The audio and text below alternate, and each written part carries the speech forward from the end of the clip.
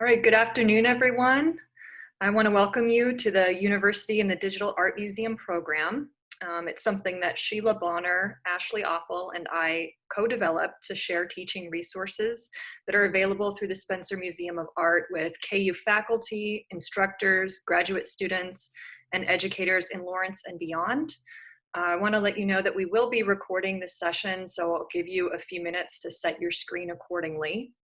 My name is Kristen Hansen. I'm the Academic Programs Coordinator at the Spencer Museum of Art. So my job is to connect educators with resources at the museum and provide gallery tours and curriculum support. So if anybody has general questions about accessing objects in the collection, I'm happy to address those questions, whether here or via email later on.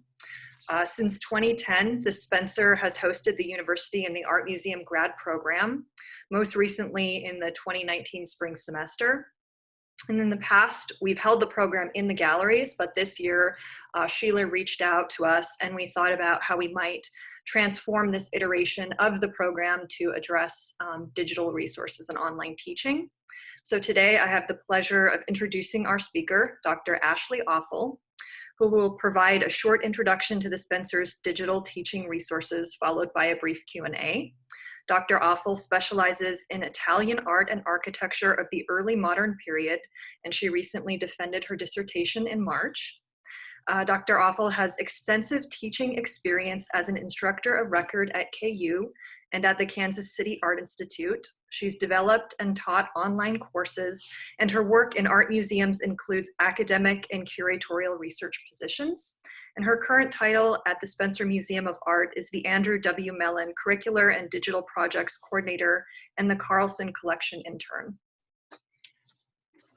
Thank you, Kristen.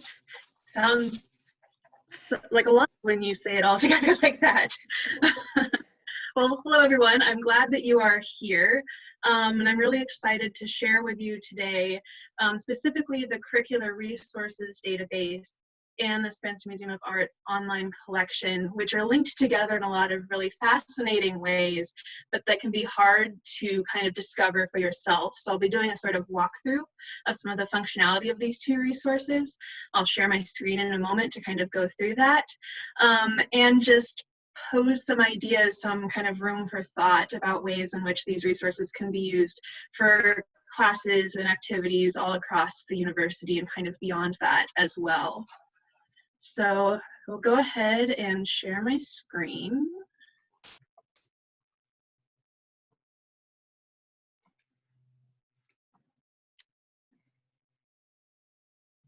Okay.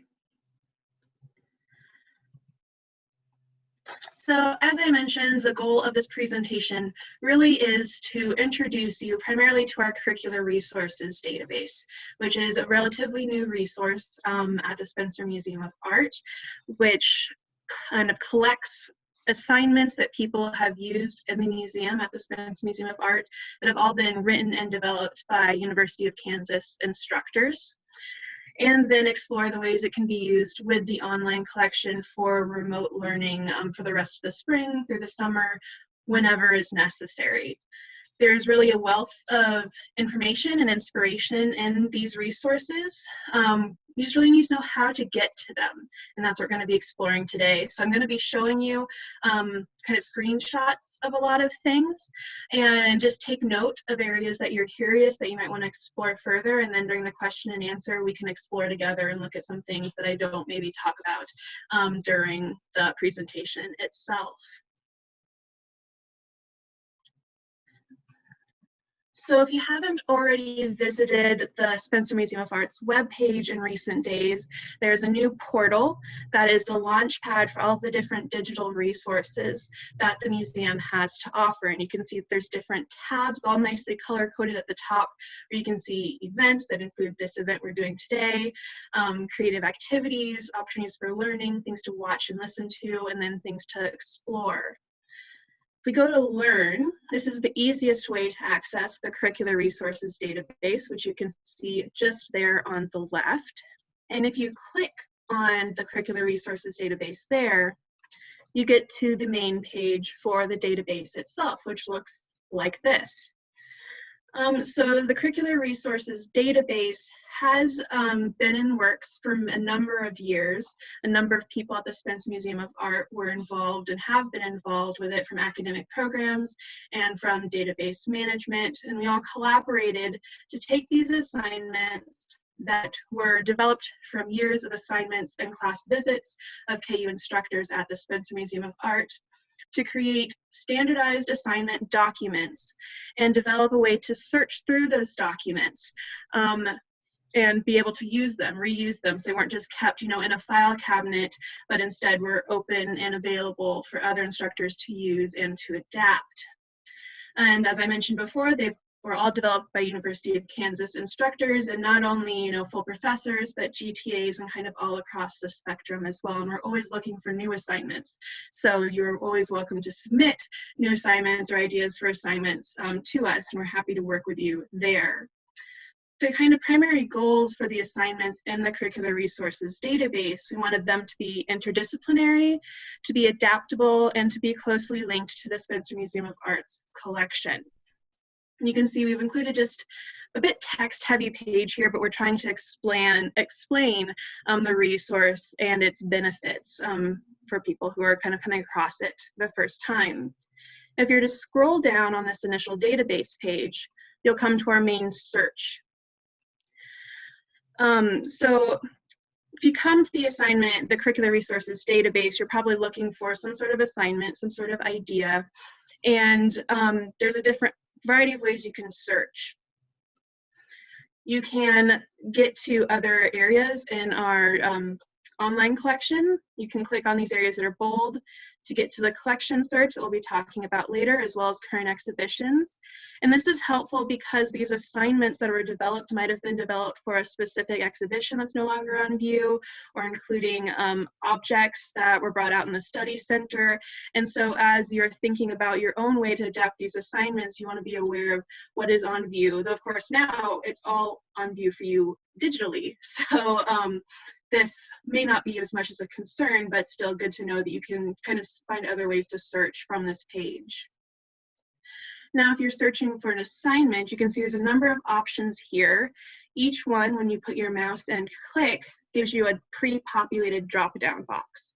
So we have a kind of set number of terms that you can search for. It's not like you can, like with keywords especially, there's only certain keywords that are linked to assignments. So for example, if I look at skills used, here's the drop-down box for those skills used. In this case, skills used is from the language for the KU core. And so that can be something that's useful as you're thinking about how to fulfill some of the needs of the KU core or make it applicable to your course. You can see that these are all taken directly from that language, and the assignments that would come up when you search here would be linked to those core goals. So all of the searchable fields are meant to be a starting place. It's not to say that you can only use, undergraduate classes for undergraduates. You can scale and adapt all of them for different grade levels, different class sizes. And if you find yourself searching for something that doesn't pop up, like you really want to search for something that has to do with, the animal kingdom. I don't know, I didn't think of an example in advance. But and that keyword doesn't come up, just let us know, because we want to know what you are searching for and looking for as well.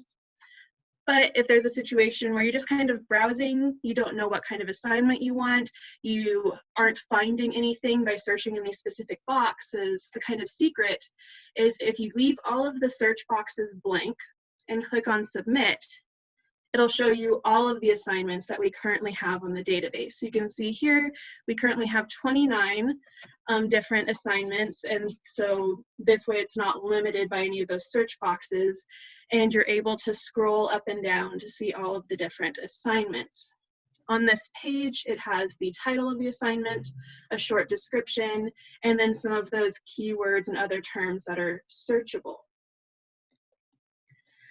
You would click on the bold title to access the assignment itself. Yes, you would scroll down to see other examples of assignments, click on the title, and it'll open a page like this. So I selected this assignment, the Art Minute assignment, because it's one of our most commonly used and reused assignments. It was originally developed for University 101 classes, and it's easily adaptable. And I'll point out as well that when you click on an assignment title, it opens up in a new tab. So, and we did this purposely, pretty much anything that you click on in the Curricular Resources Database will open in a new tab so you don't lose your place. So say that you've scrolled down to, the 15th assignment and want to see what that is. It'll open in a new tab, so then if you decide you want it or you don't lose your place in that bigger list, which as this database conceivably kind of scales bigger and bigger would be more of an issue than it is now with 29 assignments. So this is the specific assignment focused page where you can see that it has the title of the assignment, the brief description, a little more information, again, including all of those different keywords and searchable terms, the class size. If you want to see the PDF of the assignment, you'll just click on the nice PDF icon there, and it'll open up again in a separate new tab a PDF of the assignment that you can click on and save to your computer, so you can download it right from the database. And each PDF has a standard format where it has objectives, it has the instructions for the assignment, and if there's a worksheet or any other kind of handout associated, that's included at the bottom of the PDF as well. So pretty much everything you need for the assignment is here, and you don't have to keep this assignment the way that it is. You can, again, adapt and change based on your own class needs.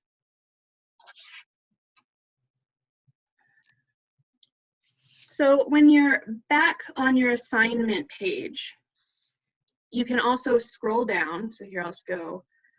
So here we're on our assignment page. We're going to scroll down, and it's going to show us the works of art that were associated with the assignment. And these are 8 to 10 objects from the Spencer Museum of Art's collection that were either part of previous times that we've used that assignment or that we feel like fit to give you good examples. And that's what they're meant to be. They're examples. They aren't kind of stuck. They aren't the only ones that you can use. They're a starting place, because again, not all of them might be on view at any given time, or you might want to change things for your own assignment. Once again, we can see that in that blurb, the current exhibitions and online collection are bold, so you can again click on those to get to the sources. But something that not everyone realizes is that you can also get to the online collection directly for the object record. So say that we're interested in these shoes. We'd click on the title here, and that takes us to the online collection database, and it gives us the specific object record with all of the available information about those shoes, about bless all those who walk here. So you can see we have the artist's information, we have the year, we have the size. We can see at the very bottom of the screen that these are not currently on display. And once again, things that are bold are usually a good kind of hint that you might want to click on them. Here you can click on the artist's name and see what information we have, as well as other works of art in the collection by that artist. So there's ways to see how everything is linked and connected within the database. Once again, and our website is designed to be very wide, so that's why I keep having all these scroll down so you get a sense that it's a bigger page. And when you scroll down, what you get are even more sources of information that I really encourage people to look at and explore, because there's so much to find out that actually kind of adds to what you could see in the museum, in the space. So you usually start with more info, and more info would have the basic description, the physical description of the object.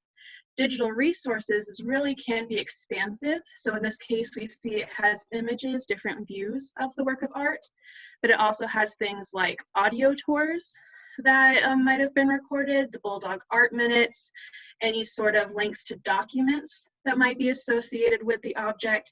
And even for a few, we have 3D scans and other kind of linked resources in that digital resources tab. If you go to the label text, is where you'll see the didactic information from any time that the work of art was on display and had a label written for it. And it doesn't only include the label that it has currently, but also past labels. So I think this is an interesting area for classes to potentially delve into and see the ways in which you have to write concisely about works of art, the way you can construct and change information, looking at kind of rhetorical elements with the differences in label text for, you know, specific exhibitions versus more broad exhibitions. There's a lot of potential for thinking about rhetorical strategies with the label text and other information here.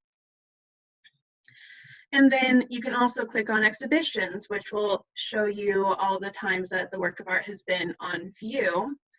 Here I've selected one of the times that this work of art was on view in Roots and Journeys, Encountering Global Arts and Cultures. And the online collection is useful for searching specific objects like we've kind of just done. We can also search by artist, which leads you to the kind of page like we saw for Chris Papon earlier. We can also search exhibitions, which I think is an underutilized resource because it shows you the ways in which the works of art have been displayed and grouped. So here we can see we have the title of the exhibition, the description of the exhibition, the curators, and then again, scrolling down, you can see that the digital resources have actual installation views, which I think is really helpful now as we're unable to be in the physical space of the museum to see the ways in which the works of art have been displayed. And so we can see these images, you can use them on their own or in concert with the Google Street Cam view of the interior of the galleries that was made a few years ago to get your students to be thinking about spaces and the art museum and make them familiar with the space, even though we can't physically be there at the moment. So this is part of the exhibitions tab, and then also the works of art lists all of the works of art that were part of that exhibition. Once again, things that are in bold you can click on so you can read about the artist, you can see the works of art. It's really easy to kind of just do like you do on Wikipedia and you just keep clicking and clicking and get into this like research hole. It's so easy to just keep clicking and keep going and see what you discover in the online databases. So these are just a few kind of quick ideas for future exploration that I thought of as I was kind of working through the online collection in the Curricular Resources Database. There's so many ways to have like, you know, short little research projects. As we saw, there's differing levels of information about artists. There's a place to research for artist biographies. There's foundations for design, the base for critical analysis, like the presentation of information, the rhetorical analysis I talked about before, and then just sources for writing practice, for description, and for writing concisely. So again, just a few ideas, a lot of possibility, and hopefully it's all a little bit clearer now that you've seen me click through all the many clicks that are possible with the Curricular Resources Database and the online collection. So unless anyone wants to see anything else from the PowerPoint, I'll go ahead and stop sharing and we can chat.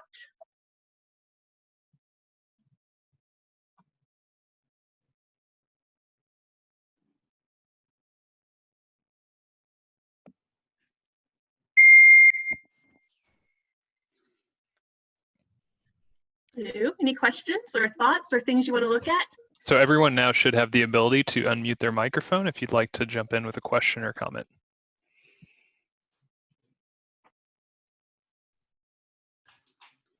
Emily, do you want to talk about the question that you posted in the group chat? Sure. Yeah, I was just curious. I think probably because I'm in the mode of like buying groceries online even, and it will save everything you purchased the last time or whatever. So it's so convenient to know what I already like, or what's already worked for me or what I've already used. So I'm thinking along those lines when I didn't realize that login button was there and I saw it and I wondered if it was like a staff only access point or if anybody could do that and then create like for example, if you teach the same course every fall and you know this art minute activity works really well for your course, you could just save it there and access it again and again in your profile or something. So I was just curious about that.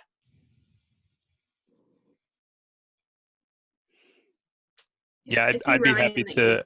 Yeah, I'd be happy to address that just briefly if you don't mind, Ashley. Go ahead. So yeah, the login functionality is a new feature that we've recently added to the online collection only. So right now, if you have KU credentials, you can log in to our online collection site. At the moment, we've not been widely publicizing that yet because there's functionality to come that is not in place quite yet. But when that is there, that'll be more widely publicized.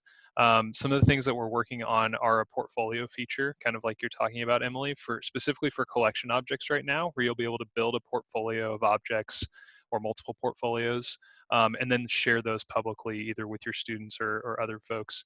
So that's functionality that's coming for the online collection, but once it's built, my hope is that that can then be translated to our other Spencer art apps like the Curricular Resources Database so that you could save things like you're mentioning. So I think that's a great thought, especially if you're coming back year after year to use the same thing. So it's definitely in our sights for future development. We hope to offer it in the coming months. So Brian, I have a question. Yeah. Is it possible, this is Sarah Lynn, is it Mhm. possible for after, let's say 12 of us develop our courses and we have a series of objects, is it possible for us to share on this platform who's using what objects and to see what the overlap is among users without disturbing the confidential side? Yeah, so that's something we're kind of talking about right now as we're developing that. Right now, we're looking at having a public or private portfolio feature. So if you set it to public, your portfolio would be searchable and accessible by anyone. So that would definitely facilitate, I think, the type of comparison and kind of interaction that you're getting at there to see what other people are using, especially if they're people that you know that are covering similar subjects or interested in similar topics. So yeah, that is something we're looking at doing. Thank you. Mm-hmm. Hi, Cecile. I see your question there. And it's actually a great one, this idea of arranging it by subject areas or thematically, because that's something that in the development, we've actually gone back and forth about a lot.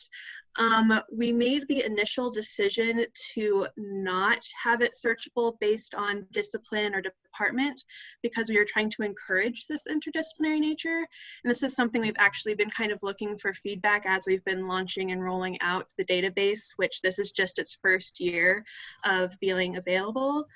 So I'm curious, would you be willing to speak more about how it would be helpful to have it searchable by theme or by subject matter? Sure. My internet is unstable, so that's why I turned my video off. For me, I'm thinking, of course, specifically in terms of my my departments, both African and African American Studies, as well as Center for Latin American Studies. So, if we're thinking in terms of the broad field of African art, which it's huge, then we tend that if we were thinking about women in art, or if we were thinking about specifically thinking West African art, North African religion. So those themes will automatically allow for this interdisciplinarity. Thinking, for instance, of the work that Jessica does and how many people don't think about how West Africa, there are so many countries that are majority Muslim. They tend to think of Muslim as being limited to North Africa and the Middle East. So this is kind of where I'm coming from. And I'm also thinking the same thing in terms of Latin American and the Caribbean. Many people still think of Latin American. You can't see my hands, but I'm using the quote unquote white. So I'm thinking of other spaces, whether we're thinking about Afro-Mexican, Afro-Costa Rican, Afro-Argentinian, all those other. So this is where I'm going with this, to get people outside of their disciplinary boxes, so to speak. Mm-hmm.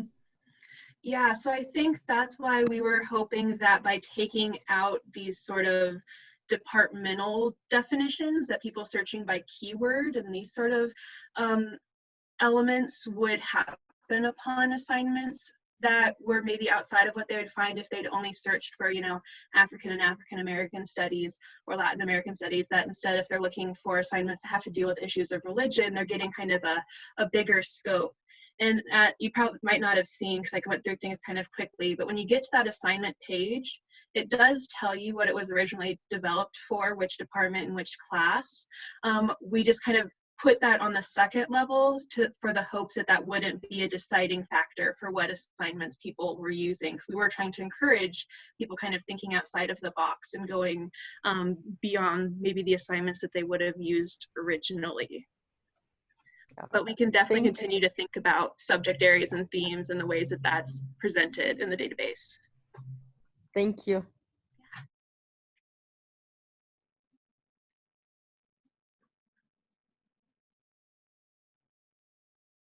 I recently saw a call for this program who has an online database, and they're looking for fellows to help with curriculum design for some of the content that they have and to get new content.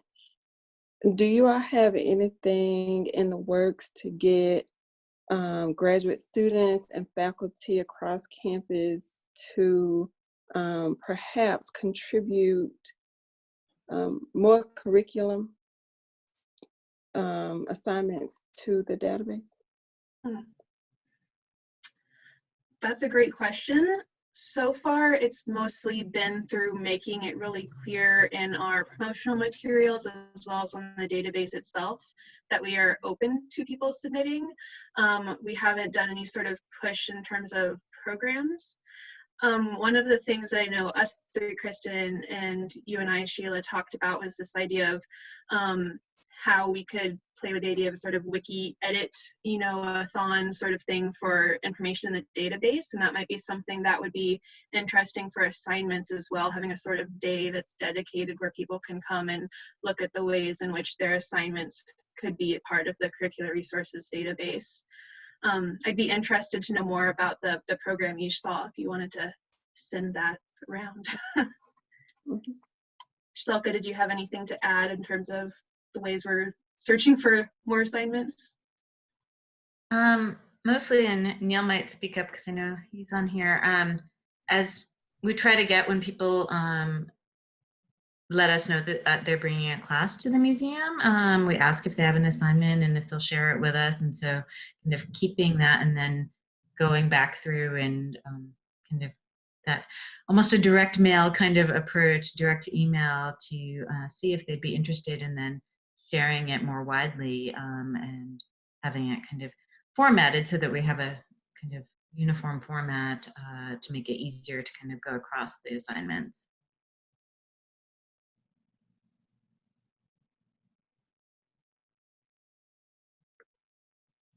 I think we've also been reaching out to people as we identify some of the holes or areas that are sparse in the database. So, you know, looking at sizes of class, you know, if we have a bunch that are for small classes, reaching out to some people who bring in larger classes to the museum, trying to fill in different subject areas. So right now, a lot of it has been very much instigated by our team trying to kind of fill in the database more than people offering at this point. And Ashley, you might have spoken to this. This is Molly Nevius talking. But a lot of the lesson plans that are on the website for K through 12 are able to be transferred to a university class setting. A lot of them are very broad and have leading questions that can go in more specific and defined location, you know, like ways in which the conversation is moving forward. So that's also a resource for a lot of people to be able to access. Mm-hmm. Yeah, very true. So in that same, on the Spencer Art at Home, in the same Learn tab, there's K through 12 assignments as well. And I would say that, you know, the themes and the things that you're looking at on both sides, the Curricular Resources Database and the K through 12, can be scalable. You know, the ideas, it's about the way you present them and what you ask the students to do.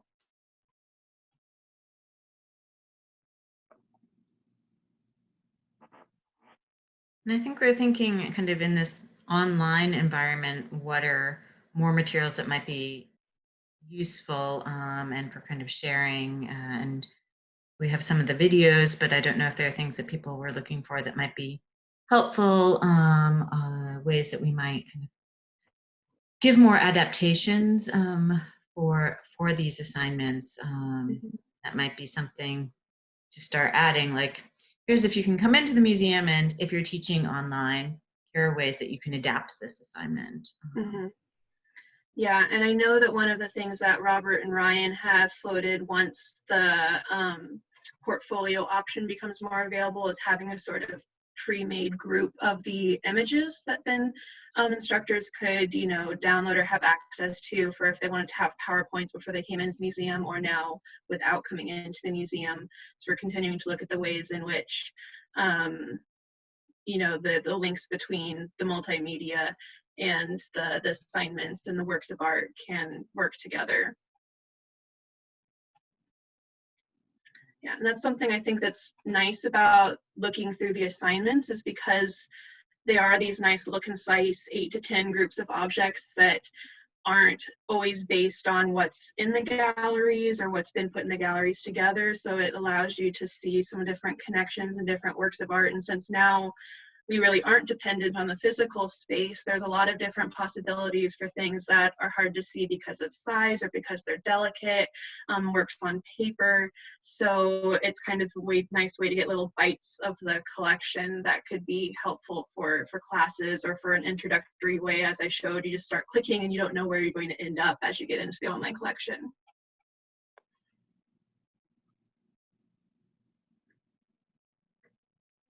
I'm also wondering if it would be useful to people that I was just looking at an instructor's assignment and sharing other resources. So either other online resources from the Spencer with the assignment, or KU libraries, especially like the great library guides that get developed. I don't know if people would find that useful. I think, curious, and if those are the kinds of things you already incorporate in assignments and things that you do with your students.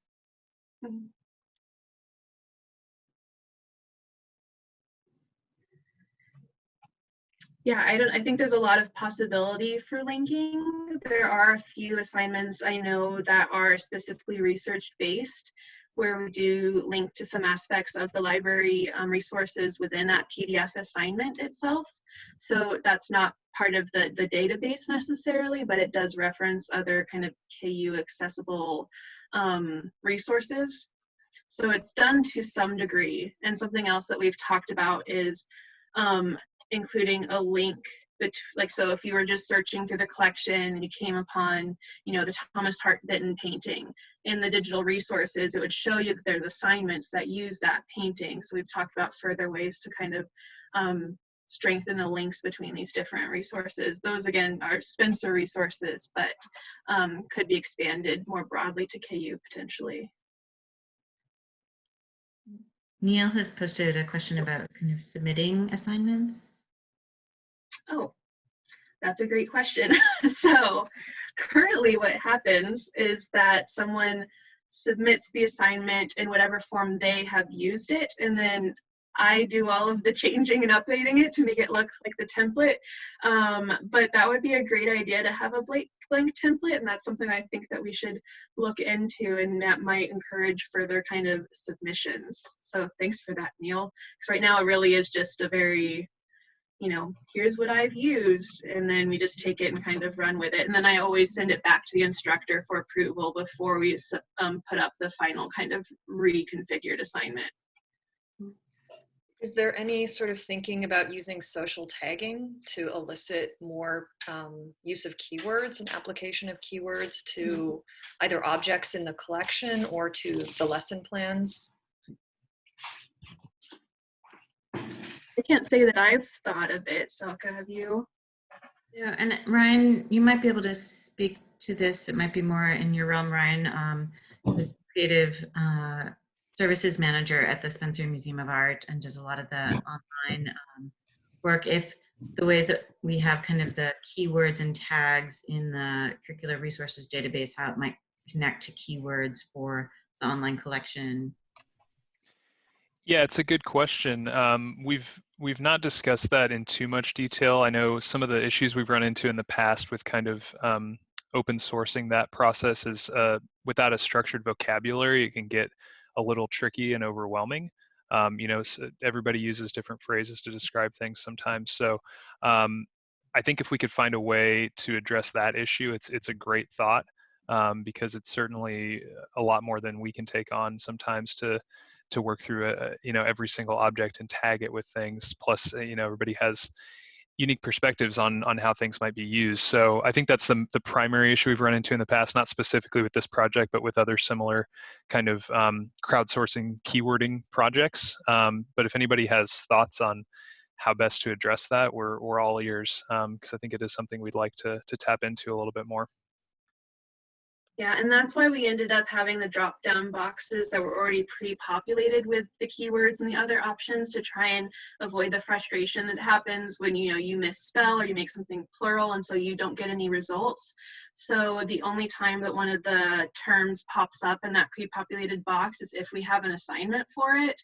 So in theory, you shouldn't ever have this frustration where you don't come up with anything for your search.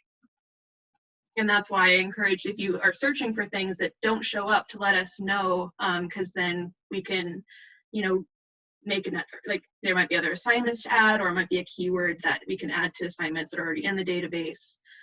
Since right now it is just kind of dependent on what we've uploaded.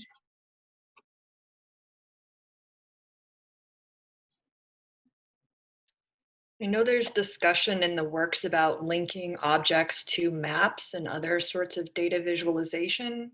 Would you imagine that sort of serving as an entrance point in the future? That you could click on countries or regions, and that would provide another way of accessing lesson plans? Yeah, Silke, I saw you nodding. Did you want to? I was thinking of Cecile's earlier question and how that would be kind of a great way to connect to, if you click on a region, a few works from that region, or in particular assignments that might be incorporating those. And I know that we have a professor in computer science who's working on a kind of mapping project, and Ashley and Kristen, you both actually really took the lead on this, and a kind of mapping visualization through a history pin, so a variety of different ways. More. Yeah, so I think that's something we had been thinking about, of kind of also bringing together these two methods of data visualization that we've been exploring at the Spencer. And where we were on that was, honestly, we have the capability to create it, but thinking about the ways to present it and make it helpful for instructors. So it's not just like you click and it's neat, but you click and how is this going to help my class? So that's kind of where we were actually when everything else started happening. So that's been kind of on the back shelf a little bit, but it's definitely thinking about mapping and other ways to connect the assignments, I think, is a direction we're hoping to keep going.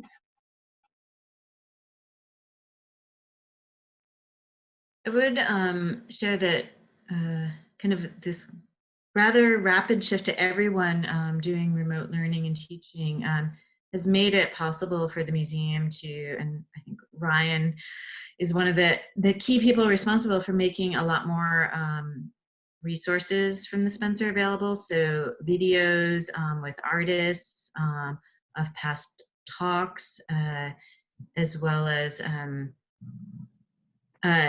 accessing kind of the kinds of things like making it easier to find publications, a current brochure or a current research publication, and making more of those things findable, which some of them were there and accessible, and some were kind of a bit hidden and much less accessible. So if there are things that you all are looking for that might be helpful, that's good for us to know so that we can try to kind of forefront that.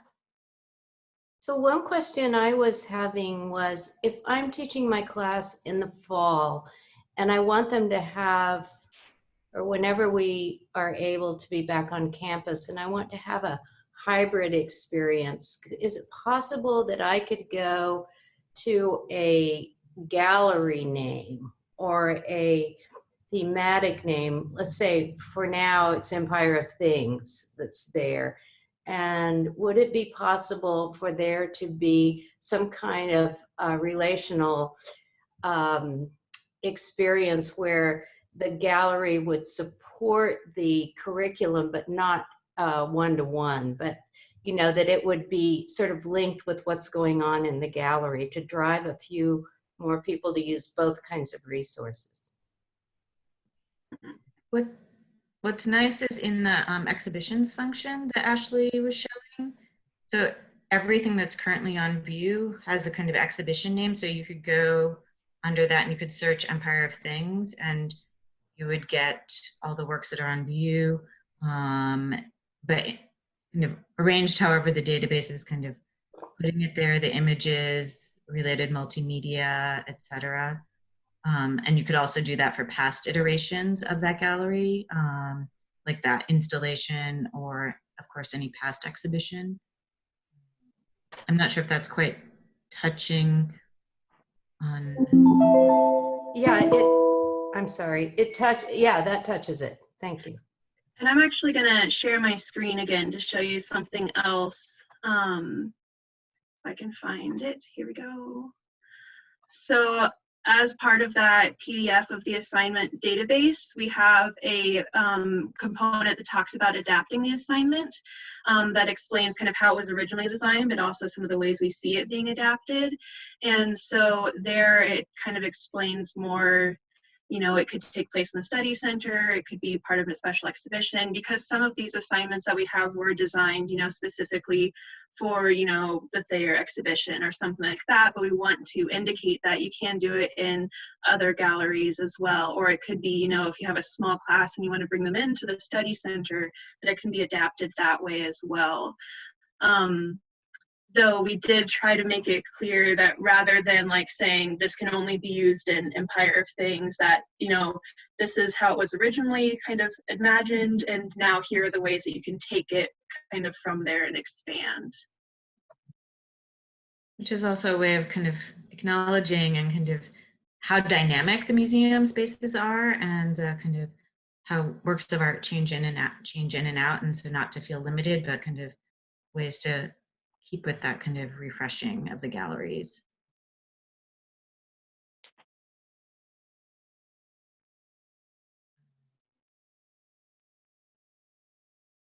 Did anyone have things that they wanted to see in the database that they took note of in my presentation, things that were curious or that you wanted to spend more time kind of going through? I have a question.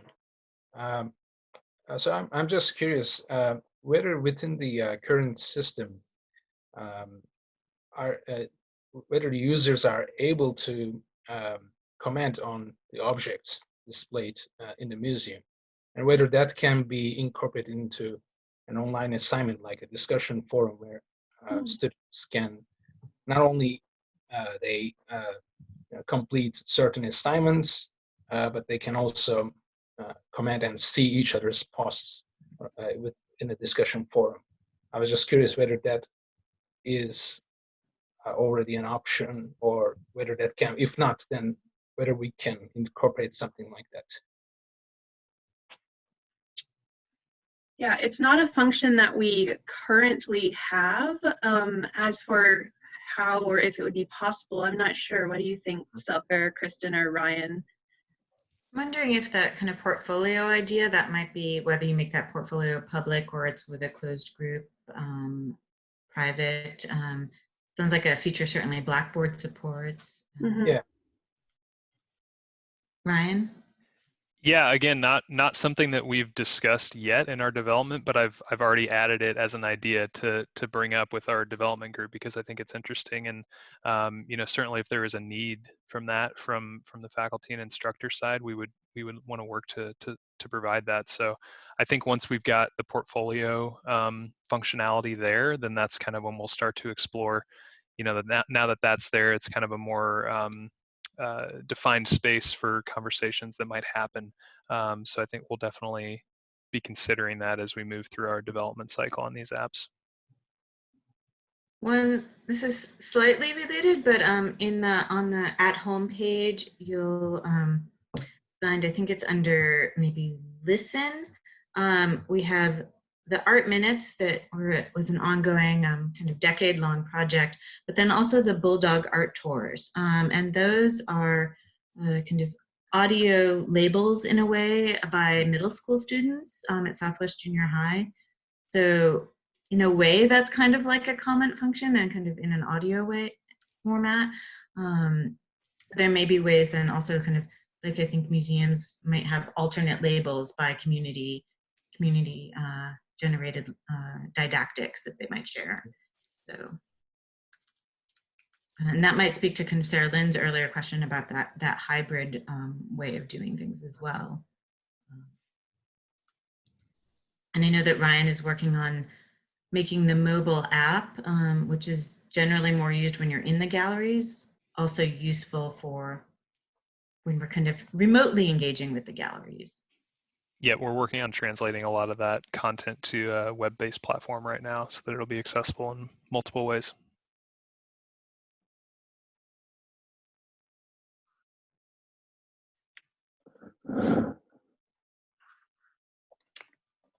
This is Jessica here. Thank you for letting me listen in, coming in late. I have a question that I was wondering if you might be able to help me with, any of you. My class right now, which is undergrad and grad, we're trying to transition our assignment, which is to prepare an exhibition for AAAS's 50th anniversary from our in-person format to online. And the students are doing research right now on which objects they'd like to include in the exhibit. And we're all trying to do this now from a distance. So would there be anything in the database or anything else you might point us to that could help make this task easier, since they can't visit the artworks? Or you know, is there anything in that you know of offhand that could be a resource for them that I don't know about? Thank you. That's a good question. I know that when I've had exhibition assignments for online classes where I had them just create kind of an imaginary exhibition, we made a lot of use of wikis, and we did these through Blackboard, the course pack wikis, but there's any kind of form of wiki you could use. But I found those helpful because you can include images in the post itself in a way that's a little more intuitive than the discussion post format on Blackboard. And you can edit and comment in a way that feels a bit more natural, like something you would do in a discussion or a meeting in class. So I found those helpful, and you can also create different sort of pages to like stage things out. You know, if you have different themes in your exhibition, you could have different sort of wiki pages for those. So that's not so much with the database, but then of course, when you get into that kind of lower information on each object page, and you have the alternate views, and you know, the audio tours if they exist, or the additional information that then you could use the wikis to kind of expand on, I think probably where I would start if I was trying to do something like that. I don't know, is that helpful? Okay, well, yeah, it is, because I've never tried that. So thank you very much.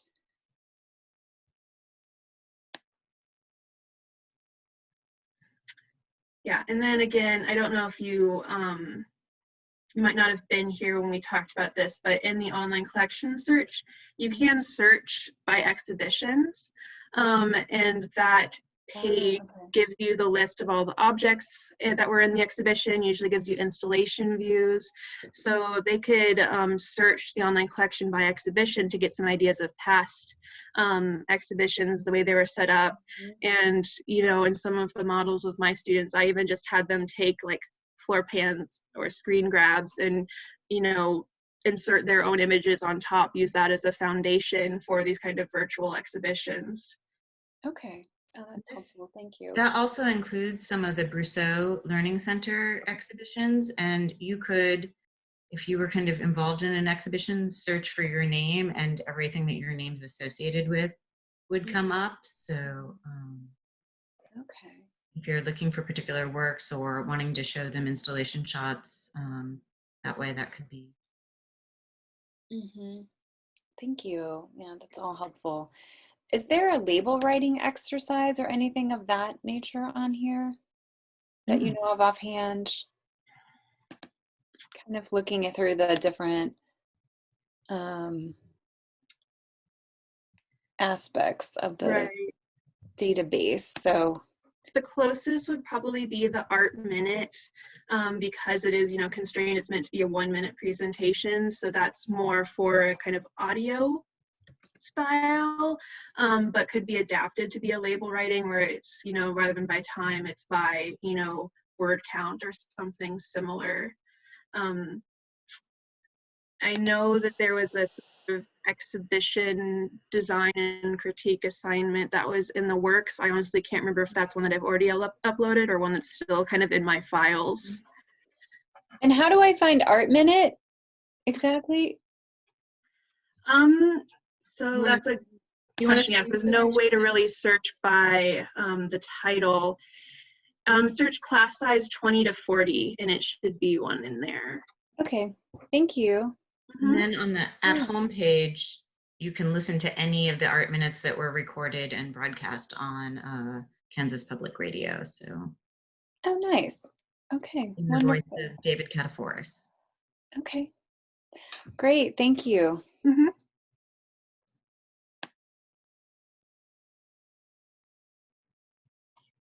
Any other questions, ideas, thoughts, things you want to look at?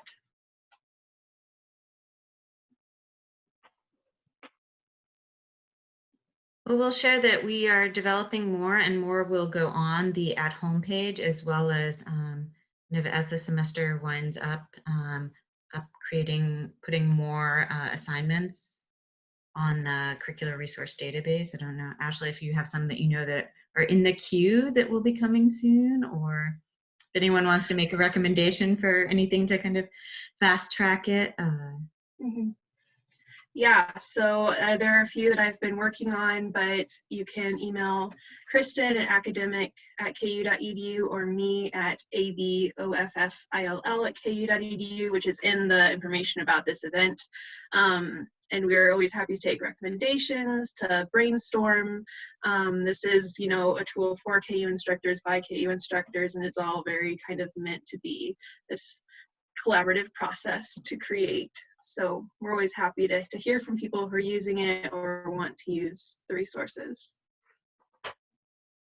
I have a quick question, Ashley. This is Molly Nevius again. Are you guys going to have another event talking about these resources further? And the reason why I ask is it appropriate to invite K through 12 educators from my cohort to join? Just to the point that I made earlier that you expanded on of scalability, some of these things, I just keep thinking about how they could also utilize them. At this point, we planned for one. We tried to do it kind of quickly to help people who are kind of trying to put their classes online for the rest of the semester, but we did leave kind of space for there to be potentially second for people who had deeper questions, or if, there's a focus like bringing in K through 12 that, we'd be, I think I'm speaking for all of us at the point, but, happy to look at doing a kind of second session and opening it up beyond kind of the university instructor part. Okay, great, thanks. I'm just, to Jessica's point, I was thinking about how it would be a very cool project for the kids to do label writing. Yeah, thank you. For sure.